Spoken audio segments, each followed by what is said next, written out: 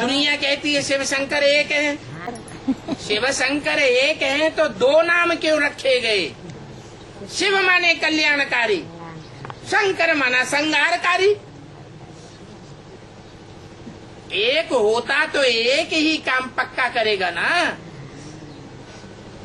जैसे कोई डॉक्टर होता है, स्पेशलिस्ट होता है आंखों का, कान का, तो ENT डॉक्टर कहते हैं। वही काम वो पक्का करेगा। कोई चीर फाड़ करने वाला डॉक्टर होता है, चीर फाड़ करे, सर्जन होता है तो सर्जन का ही काम पक्का करेगा। दूसरी डॉक्टरी का काम उतना बढ़िया थोड़े ही कर पाएगा। तो शंकर का काम है संहार करना, सृष्टि का विनाश करना, और शिव का काम है कल्याण करना। किसी का कल्याण नहीं करता, सबका कल्याण करता है। शिव का जो रूप है वो लिंग के रूप में दिखाया जाता है। मंदिर में जाएंगे तो शिवलिंग की पूजा करेंगे। ऐसे थोड़ी ही कहा जाता है शंकर लिंग, कहा जाता है क्या? नहीं, शिवलिंग, क्योंकि वो सदैव बिंदु रूप में रहने वाला है। भक्तों ने पूजा करने की सुविधा के लिए उस बिंदु का बड़ा आकार बनाई दिया।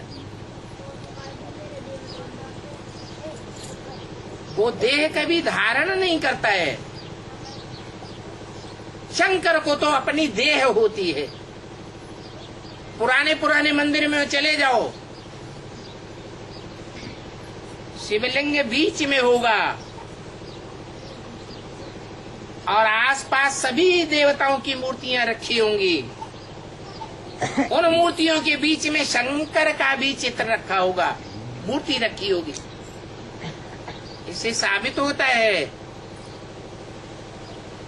कि चारों ओर बच्चे बैठे हुए हैं और बीच में उन आत्माओं का बाप शिव ज्योति बिंदु शिवलिंग रखा हुआ है। वो हम सबका बाप है। शिव शंकर को एक ही आत्मा समझ लिया। अरे शिव माना कल्याणकारी और शंकर माने संहारकारी। संसार का शमन कर देता है। संसार में जो अशांत संसार हो जाता है उसको शांत कर देता है। कैसे? हर हर बम बम।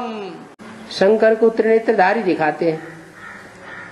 अब चित्रों में भाषण करते हुए तो शंकर जी को नहीं दिखाया है। दिखाया है क्या? क्यों नहीं दिखाया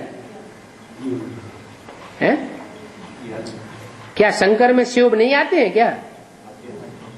शंकर में शिव आते हैं या नहीं आते हैं? आते तो हैं। फिर उनको भाषण करते हुए चित्र क्यों नहीं दिखाए हैं? इसलिए नहीं दिखाए कि जो शंकर का चित्र है उसमें चरित्र बनाने वाला देहधारी है या निराकार है? हैं?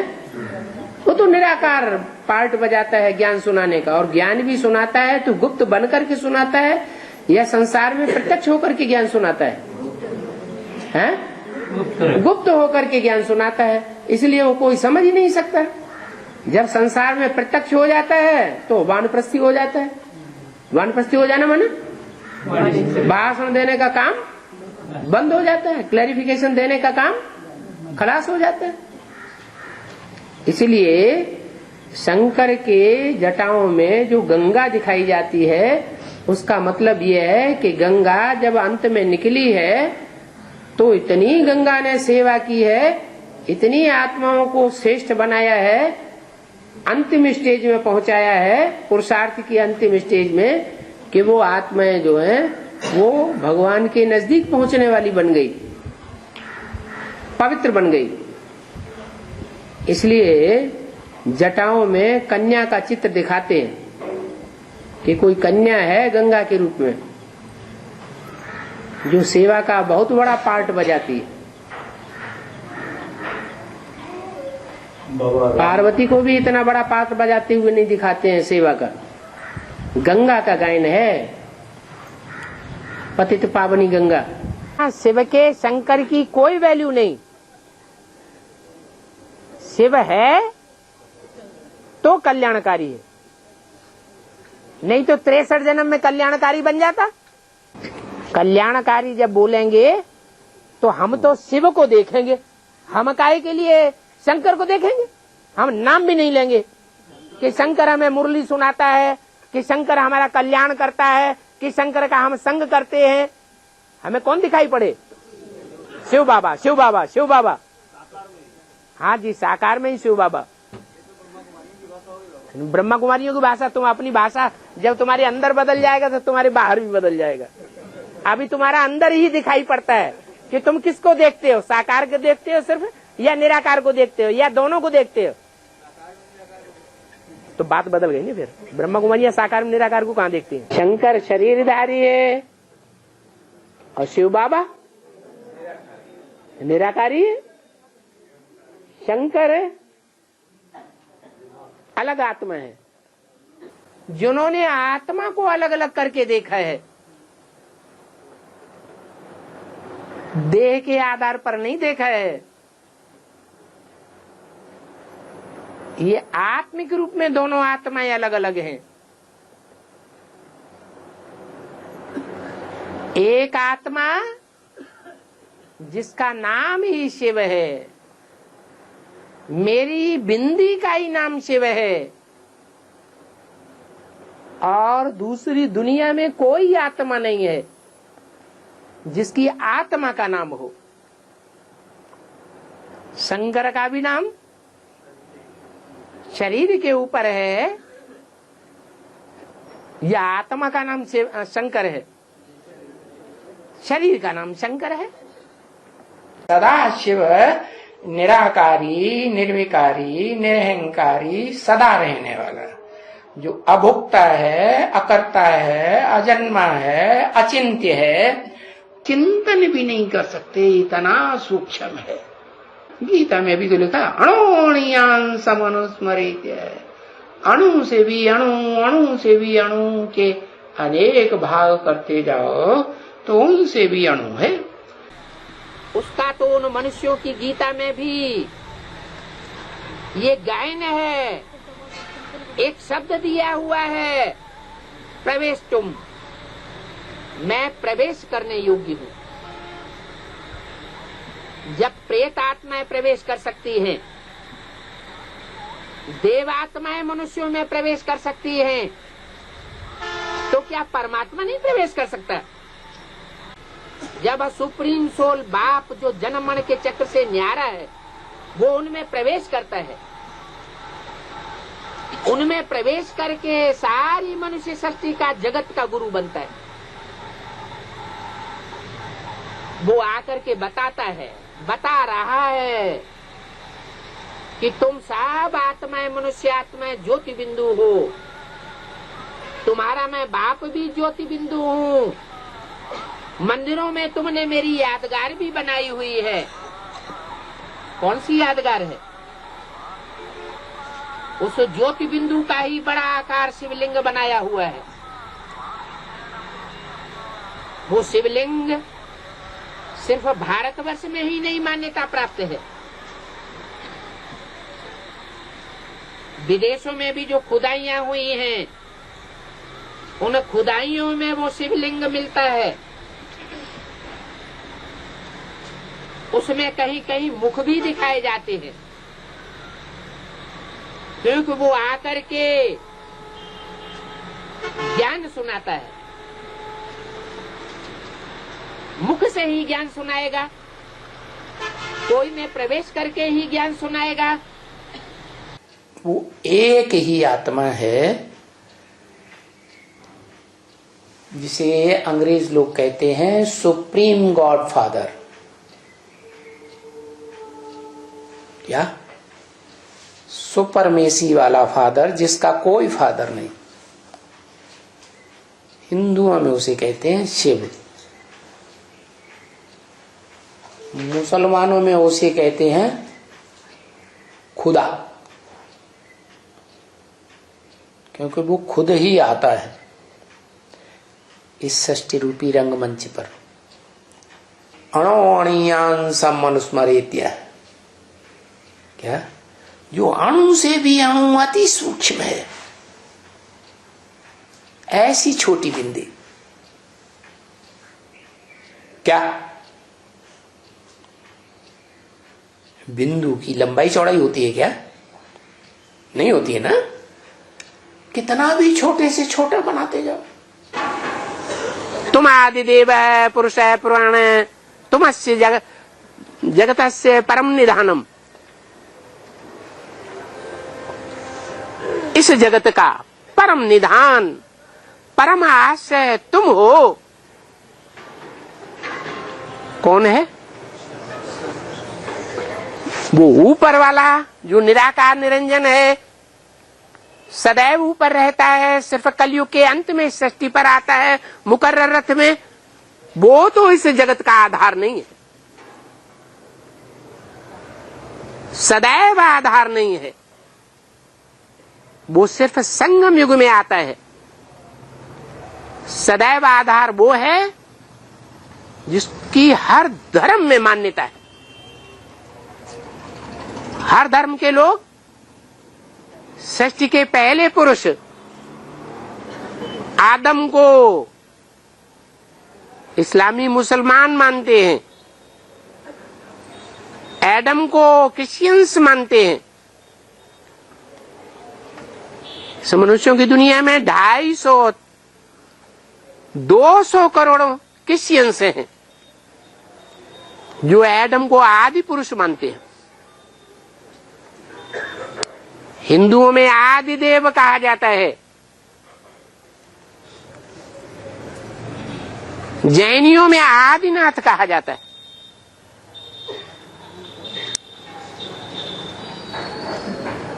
शब्दों में कितना साम्य है।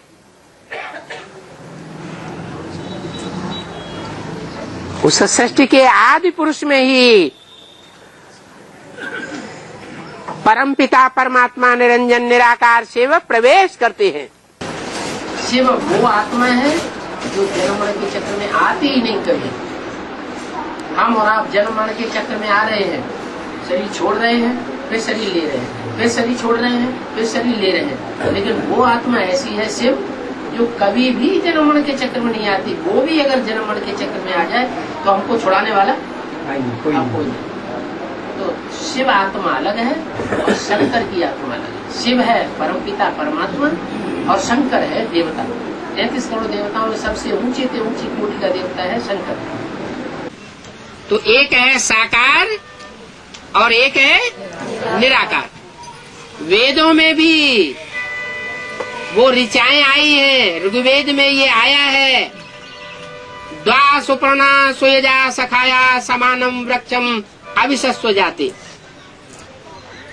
ये शरीर रूप, ये षष्ठी रूपी वृक्ष है। इस षष्ठी रूपी वृक्ष पर 2 पक्षी विराजमान है, एक साकार है और एक निराकार है। एक भोगी है और एक अभोक्ता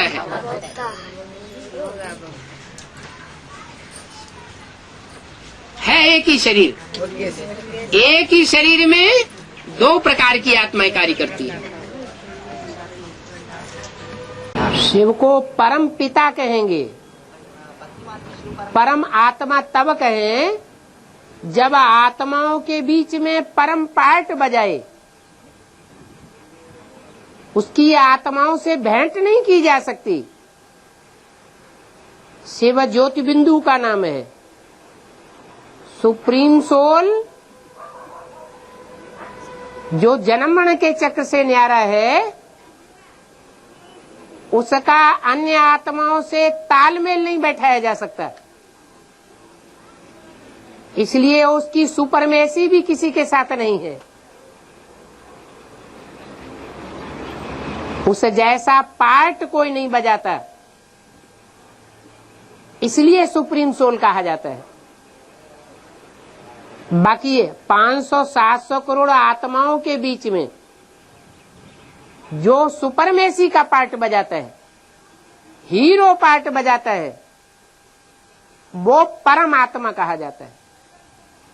आत्माओं के बीच में परम पार्टधारी। इसलिए जैसे दो शब्द मिलाकर के एक कर दिए शिव शंकर भोलेनाथ, ऐसे ही दो टाइटल मिलाकर के परम पिता परमात्मा कहा जाता है। परम पिता शिव के लिए यूज हुआ है और परमात्मा जिस मुकर्रर रथ में प्रवेश करता है उस आत्मा के लिए यूज होता है। दोनों को मिलाकर के परम पिता परमात्मा पार्टधारी कहा जाता है। शिव परमात्मा कहते हैं लेकिन ये रंग है। शिव परम पिता है, उसका कोई पिता नहीं। जब कहेंगे परमात्मा तो आत्माओं के बीच में परम कौन? शिव की तो भेंट नहीं कर सकते आत्माओं के साथ। शिव कहा जाता है ज्योति बिंदु को। उस ज्योति बिंदु का नाम क्या है? उसका एक ही नाम है शिव, और उसकी आत्मा का ही नाम है। सारी मनुष्य सृष्टि में एक ही आत्मा है जिसका आत्मा के ऊपर नाम पड़ता है। बाकी सब आत्माओं का नाम शरीर के ऊपर पड़ता है। तो वो आत्मा है, उसका मुकर्रर नाम शिव है। नाम किस आधार पर होता है? काम के आधार पर होता है। काम इस सृष्टि में होता है या परमधाम में होता है? इस सृष्टि पर वो शिव आता है तो जो भी काम करता है, क्या वो काम कल्याणकारी होता है या अकल्याणकारी होता है? हैं? कल्याणकारी होता है। देखने वाले समझते हैं अरे छी छी छी छी छी, ये तो बहुत बड़ा काम, बहुत खराब काम कर दिया। लेकिन जब रिजल्ट निकलेगा तो क्या साबित होगा? है कि जो भी काम किया, कोई भी कर्मेंद्रियों से किया, वो काम का रिजल्ट कल्याणकारी ही आवेगा, अकल्याणकारी नहीं आ सकता। बहुत कल्याणकारी है और सदैव कल्याणकारी है। वो जो भी वाचा बोलेगा, सुनने वाले करेंगे अरे ये तो बड़ी ग्लानि करता है, सब धर्मों की ग्लानि कर दी। लेकिन नहीं, वो ग्लानि नहीं करता है, वो तो कल्याण ही कल्याण की बात बोलता है। समझने वाले उस समय भले न समझ सके। ऐसा भी टाइम आएगा कि हर धर्म वाला बोलेगा कि ये तो भगवान बाप की वाणी है, ये वाणी जितनी कल्याणकारी है हमारे लिए, उतना और दुनिया में कोई कल्याण नहीं कर सकता। तो कर्मणा से भी कल्याण करता है, वाचा से भी कल्याण करता है, और संकल्पों से भी कल्याण ही कल्याण करता है। इसलिए कहते हैं मन मना भव, क्या करो? मेरे मन में समा जाओ। शिव के मन में कोई अकल्याणकारी संकल्प भी आ सकता है क्या? नहीं आ सकता। हर हर महादेव क्यों कहा जाता है?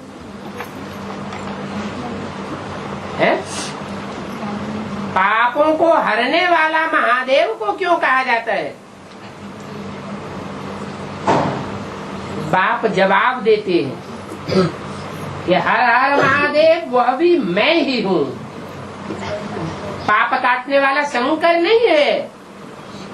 अगर शंकर ही पाप काटने वाला होता तो याद में क्यों बैठता है? चित्रों में याद में बैठा हुआ दिखाते हैं ना। किसकी याद में बैठा है? जरूर शिव की याद में बैठा है।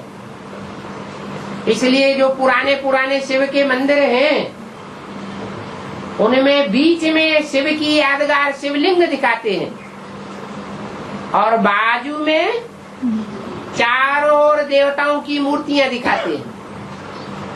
उनमें मुख्य स्थान पर शंकर की मूर्ति भी दिखाते हैं।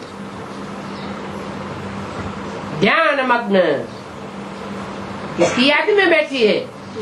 जरूर कहेंगे शिव बाप की याद में बैठी है। वो तीसरा नेत्र कौन सा नेत्र कहा जाता है? शिव नेत्र।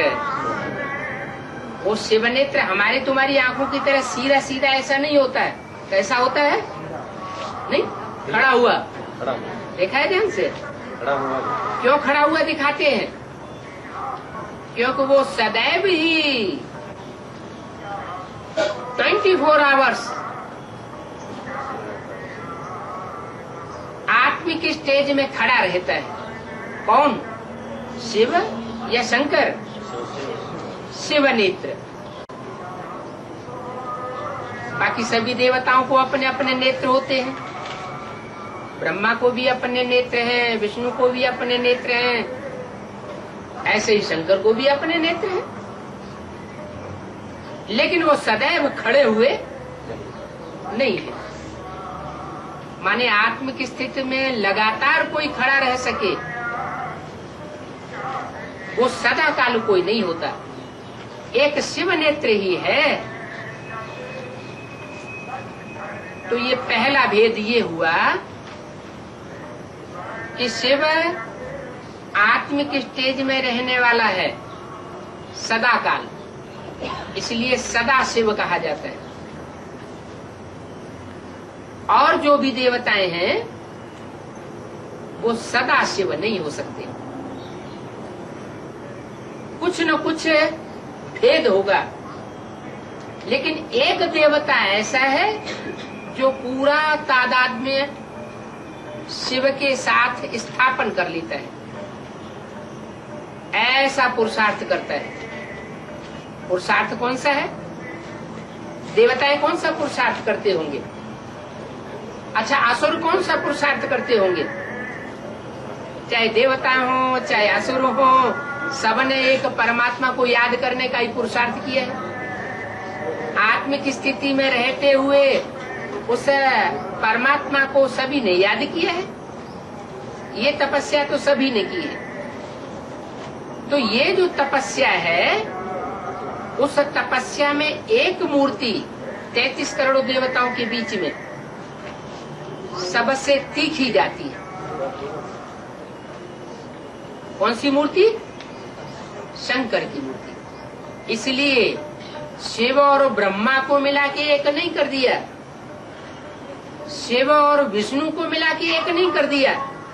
किसको मिला के एक कर दिया? शिव और शंकर को मिला के एक कर दिया। तो जरूर शंकर जो ध्यान मग्न बैठा हुआ दिखाया जाता है चित्रों में, वो चरित्र इस बात को साबित करता है, उस चित्र को साबित करता है कि तादाद में स्थापन किया है। शंकर ने शिव के साथ समानता धारण की, इसलिए शिव और शंकर को मिला दिया गया। दुनिया प्रैक्टिकल स्वरूप को मानती है, सिर्फ कहने से सुनने से मानने वाली नहीं है। गीता में इसके लिए क्या कहा है? क्षेत्र अर्थात शरीर, जिस मुकर्रर रथ में बाप प्रवेश करते हैं, अर्जुन के रथ में प्रवेश करते हैं ना, तो उस क्षेत्र और क्षेत्रज्ञ, उस शरीर रूपी ज्ञाता को, जो इस षष्ठी रूपी रंगमंच पर पहले नंबर की आत्मा है, उसको जानने वाली, पहचानने वाली कौन? Supreme soul. और कोई उसे पहचानता है इस दुनिया में? तो वो हुआ क्षेत्रज्ञ। इन दो की पहचान मिल गई तो समझ लो ज्ञान की पूरी सावधानी मिल गई। लिंग दिखाया है और उसमें जो बिंदु दिखाया है वो किसकी यादगार है? साकार निराकार। लिंग है निराकार और साकार के मेल की निशानी। वो साकार जिसमें वो निराकार ज्योति बिंदु प्रवेश करता है, वो शिव शंकर भोलेनाथ की निशानी है, उसके निराकारी स्वरूप की यादगार है। जब तक पुरुषार्थी जीवन है तो शंकर के रूप में उसकी मूर्ति दिखाई जाती है, और जब पुरुषार्थ से परे की स्टेज हो जाती है, बाप समान स्टेज हो जाती है, जैसे बाप ज्योति बिंदु, वैसे बाप का वो बड़ा बच्चा भी सदैव निराकारी स्टेज में स्थित होने वाला ज्योति बिंदु देखने में आता है, तो उसकी यादगार है शिवलिंग। शिवलिंग जिसे कहते हैं वो शिव नहीं है, शिवलिंग है। लिंग में और शिव में अंतर है। शिव बिंदी का नाम है और लिंग बिंदी नहीं है। बड़ा रूप है या छोटा रूप है? क्या है? बड़ा रूप है। वो लिंग यादगार है उस बड़े रूप की, जिसमें अति सूक्ष्म शिव प्रवेश करता है। इसलिए शिव तो सदैव निराकार है और शंकर जिसमें मुकर्रर रूप से प्रवेश होता है, वो पुरुषार्थी जीवन में कभी साकार और कभी निराकार है। जब सदैव निराकार बाप समान बन जाता है, तब शिव शंकर दोनों को मिलाकर एक कर दिया जाता है। जहां जहां शिव का नाम होगा, वहां वहां किसका नाम ऐड करेंगे? शंकर का ही नाम ऐड करेंगे। विष्णु का भी ऐड नहीं करेंगे, पार्वती का भी ऐड नहीं करेंगे, ब्रह्मा का भी नाम ऐड नहीं करेंगे। 33 करोड़ देवताओं में से कोई भी देवता का नाम शिव के साथ ऐड नहीं करेंगे। क्यों? क्यों? क्योंकि जो ओटे सो अर्जुन, जो पहले पहले कार्य करके दिखावे, वो अर्जुन कहा जाता है। इसलिए शिव सदैव निराकार है और शंकर सिर्फ पुरुषोत्तम संगम युग पर निराकारी स्टेज को धारण करता है। वो सदैव निराकार नहीं है। अगर सदैव निराकारी होता तो मंदिरों में जो यादगार मूर्तियां बनी हुई हैं, वो मूर्तियां मूर्त अर्थात साकार रूप की यादगार है या निराकार की यादगार है? मूर्त माने क्या? अमूर्त माने क्या? मूर्त माने साकार, जिसकी मूर्ति हो, और अमूर्त माने निराकार। शिव की मूर्ति नहीं बन सकती, उसका तो नाम ही है शिव। मेरी बिंदी का ही नाम शिव है, मेरे शरीर का नाम शिव नहीं है।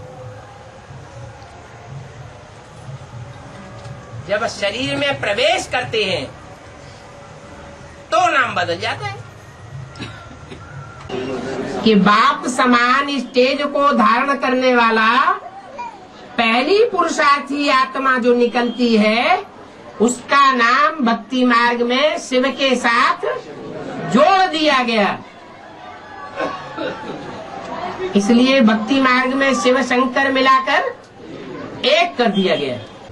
33 करोड़ देवताओं में से किसी को शिव के साथ नहीं मिलाया, लेकिन एक शंकर को शिव के साथ आपस में कोई मिलाई दिया। कृष्ण को शिव के साथ नहीं मिलाया, राम को शिव के साथ नहीं मिलाया, शंकर को शिव के साथ मिला दिया। इसका कारण होगा कोई? कारण यही है शिव के 3 बच्चे, ब्रह्मा विष्णु शंकर, और इन 3 देवताओं में 3 मूर्तियों में बड़ा बच्चा कौन? शंकर।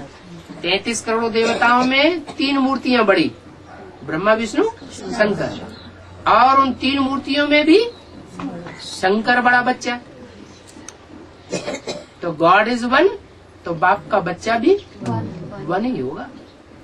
जो वारसदार बनता है वो पहले बड़ा बच्चा बनता है कि छोटा बनता है? बड़ा बच्चा बनता है। तो इस सृष्टि का जो सबसे बड़ा बच्चा है, सृष्टि का बीज है, मनुष्य सृष्टि का, वो शिव का बड़ा बच्चा है। तो बड़ा बच्चा जो है वो बाप को पहले और ज्यादा समझेगा कि दूसरे ज्यादा समझेंगे, तो वो लव में लीन हो जाता है। क्या आत्मा परमात्मा में लीन नहीं हो जाती, लेकिन वो स्पेशल आत्मा का ऐसा पार्ट है कि शिव की याद में लव में लीन हो जाता है। इतना लीन हो जाता है कि ये पता ही नहीं चलता है कि ये शिव का पार्ट है या शंकर का पार्ट है। माने शिव आकर के उस बच्चे को आप समान बना के जाता है। इसलिए शिव शंकर को भक्ति मार्ग में मिलाए दिया। यानी आत्माएं 2 हैं, एक याद करने वाली भोक्ता और एक अभोक्ता। तो 2 आत्माएं हैं, लेकिन 2 आत्माएं होने के बावजूद भी जब शिव उसमें भोक्ता में प्रवेश करता है तो पर्सनालिटी एक है। पर्सनालिटी माना व्यक्तित्व, जिसकी याद में दुनिया की सारी आत्माएं खिंची चली जाती है ऊंची स्टेज में। उसी की याद में क्यों? क्योंकि वो ही ऐसा एक शरीरधारी है जो निराकार की याद में इतना तल्लीन हो जाता है कि शिव समान बन जाता है निराकारी। इसलिए उसके शरीर को भी जो याद करते हैं तो भी पार चले जाते हैं जहाज को।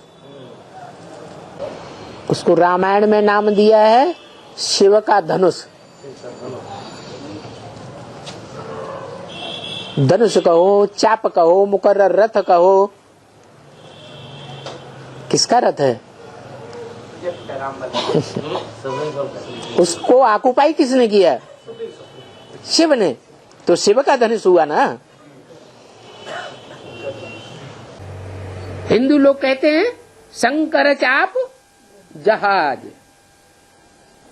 शंकर का जो शरीर रूपी जहाज है वो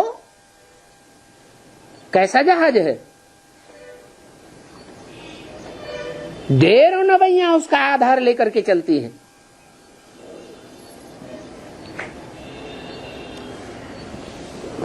रामायण में लिख दिया शंकर चाप जहाज जे ही चढ़ उतर पार नर। क्या?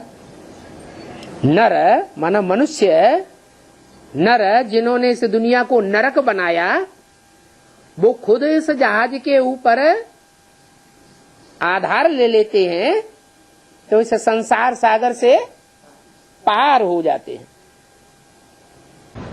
सगुण ही अगुण ही नहीं कछु भेदा, उभय हरे भव संभव भेदा। निराकार को पहचान लिया तो समझो साकार को पहचान लिया, साकार को पहचान लिया तो समझो निराकार को पहचान लिया। निराकार से साकार अलग नहीं और साकार से निराकार अलग नहीं। इसलिए मुसलमान लोगों में नहीं पहचाना इस बात को। आदम को खुदा मत कहो, आदम खुदा नहीं, लेकिन खुदा के नूर से आदम जुदा नहीं। माना एक ही शरीर में दोनों नूर विराजमान है, उनको अलग अलग नहीं कर सकते। पर्सनालिटी एक ही है, व्यक्तित्व एक ही है। और जब संपन्न स्टेज हो जाती है तो आप समान बाप समान स्टेज बनने पर दोनों एक जैसे हो जाते हैं।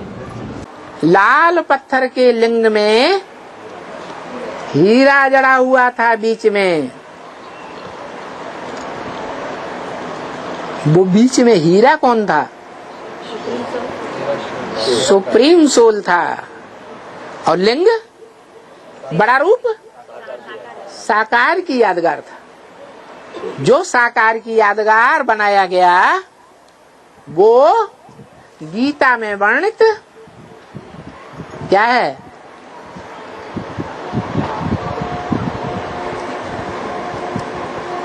अव्यक्त मूर्तिना। क्या कैसी मूर्ति है? अव्यक्त मूर्ति है। माना लिंग साकार देखने में तो आता है, लेकिन उसको हाथ पांव नाक आंख कान हैं, साकार में होते हैं कि नहीं? होते हैं, लेकिन उसमें आंख नाक कान बाहें टांगे नहीं हैं। इसे क्या सिद्ध होता है कि उस लिंग ने निराकारी स्टेज धारण की है। क्या अंदर में बुद्धि में क्या याद है? निराकार शिव की याद है। इंद्रियों से कर्म करते हुए भी प्रबल से प्रबल इंद्रिय काम इंद्रिय से कर्म करते हुए भी उस इंद्रिय की याद नहीं है। किसकी यादगार है? इंद्रिय की याद नहीं है। जिस इंद्रिय से सुख भोगा जाता है उसकी याद नहीं है। किसकी याद है? निराकार। हाँ, सदा काम अभोगी हमारे जान सदा शिव जोगी। जो सदैव भोगता है या अभोक्ता है? अभोक्ता की स्टेज में टिका हुआ है। ऐसा लिंग निराकार की यादगार, जिसको हाथ पांव नाक आंख कान साकार इंद्रियां है ही नहीं, अव्यक्त मूर्तना गीता में गाया हुआ है। कैसी मूर्ति है? अव्यक्त। व्यक्त माने जो आंखों से देखा जाए। अब मेरी पूजा नहीं होती है। मेरी बिंदु की कोई पूजा करता है? बिंदु की कोई पूजा करता है? नहीं। काय की पूजा करता है? हाँ, जिस बड़े रूप में मैंने प्रवेश किया है उसकी पूजा होती है। ये सारा संसार उस अव्यक्त मूर्ति से ही जन्म लेता है और उसी में समा जाता है। जो सत्य है वो ही कल्याणकारी है। सत्य नहीं है तो कल्याणकारी हो ही नहीं सकता। और जो सत्य है कल्याणकारी है वो ही असली रूप में सुंदर है। नहीं तो जो गायन है विषरस भरा कनक घट जैसे, सोने का घड़ा हो और उसमें विष भरा हुआ हो, ऐसे ही सुंदर चेहरा दिखाई पड़ेगा, वो दुखदाई होगा, सुखदाई नहीं हो सकता।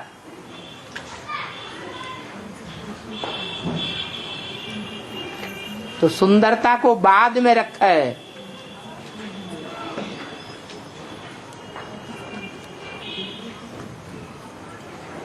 शिवम को बीच में रखा है।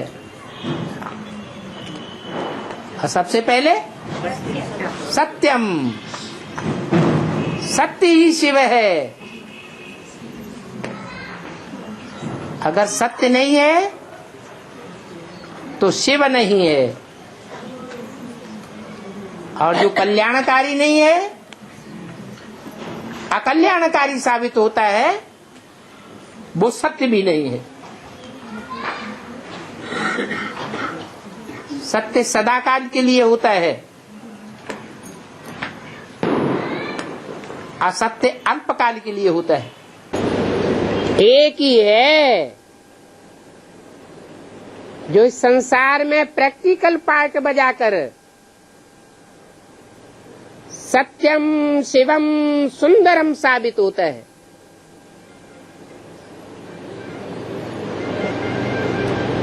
बाकी कुछ न कुछ परसेंटेज में आ जाते हैं।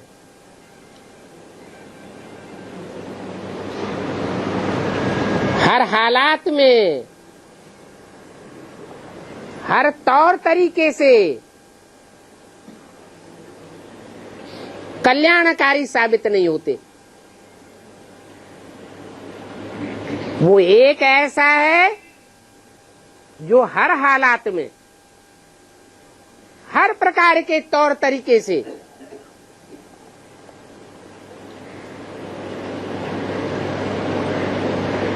हर एक आत्मा के साथ कल्याणकारी ही साबित होता है। अकल्याण का नाम निशान नहीं। जो बोले सो निहाल।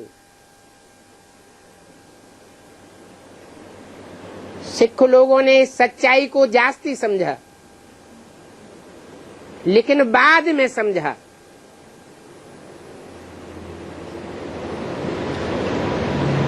कि भगवान बाप जितना सत्य बोलते हैं और कल्याणकारी बोलते हैं, जो कुछ भी बोलते हैं सुनने में भले थोड़े समय के लिए कोई को कड़ुआ लगे, वो भी कल्याणकारी साबित होता है।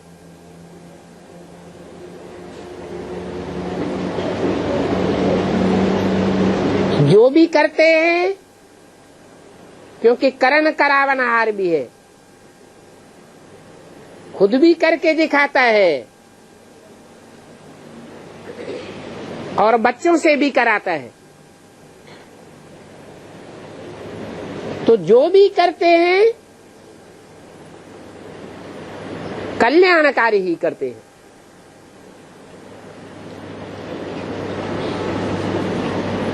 अकल्याण का नाम निशान नहीं।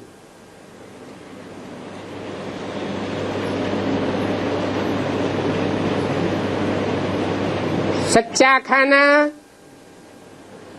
सच्चा पहनना, सच्चा लेना और सच्चा देना, ये बाप ही सिखाते हैं। फिर उसका रिजल्ट क्या होता है? सच तो बिठो नच। जो जितना सच्चाई से बोलेगा, जितना सच्चाई से कर्मेंद्रियों से कर्म करेगा, उसकी खुशी बढ़ेगी या घटेगी? दिन दूनी रात चौगुनी बढ़ती जाएगी।